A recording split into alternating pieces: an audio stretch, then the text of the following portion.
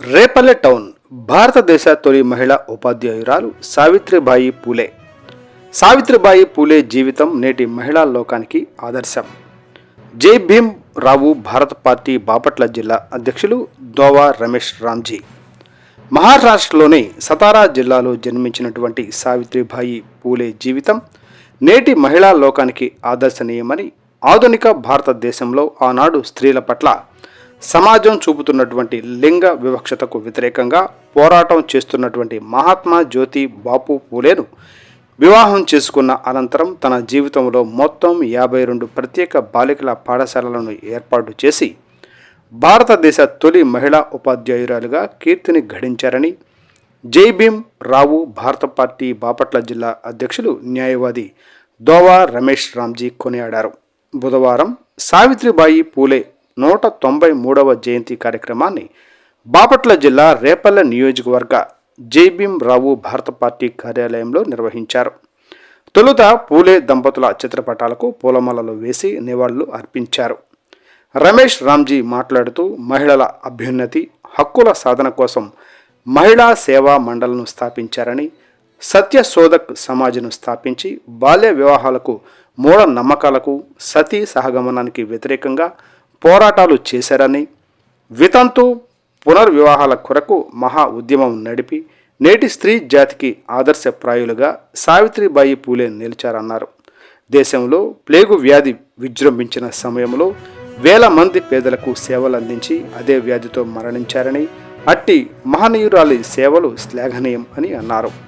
కుల, మత, జాతి, లింగ వివక్షతలు లేని సమాజం నిర్మితమైన నాడే పూలే దంపతులకు నిజమైన నివాళులు అని పేర్కొన్నారు.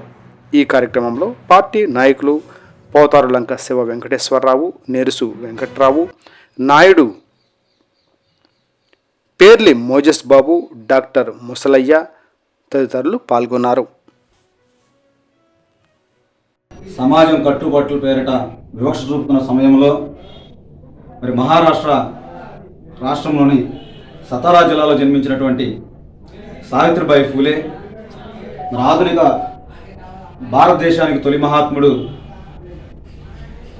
జ్యోతిబా పూలేను వివాహం చేసుకున్న తర్వాత భర్త యొక్క ప్రోద్బలంతో ఆనాడు మరి విద్యను అభ్యసించి ఈ దేశంలో పూణే రాష్ట్రంలో పూణే పట్టణంలో 52 ప్రత్యేకమైనటువంటి బాలికల యొక్క పాఠశాలను నెలకొల్పి మరి మహిళలకు, బాలికలకు విద్యను అందించి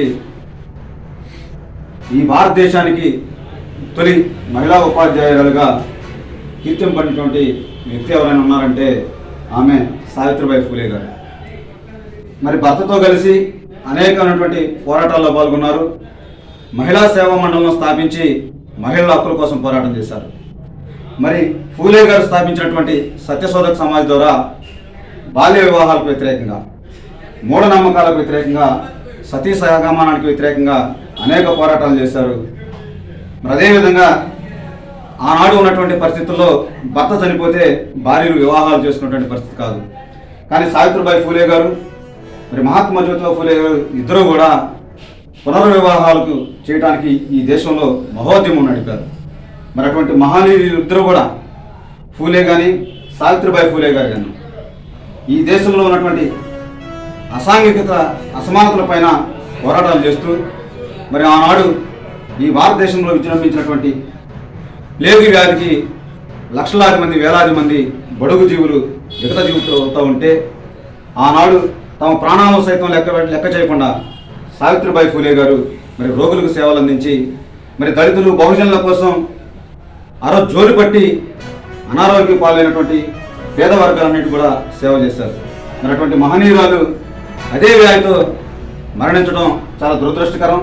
మరి ఆమె మరణించి 150 సంవత్సరాలు పూర్తయినప్పటికీ కూడా నేటికి కూడా ప్రజల హృదయాల్లో స్థిరస్థాయిగా నిలిచిపోయి ఉన్నారు.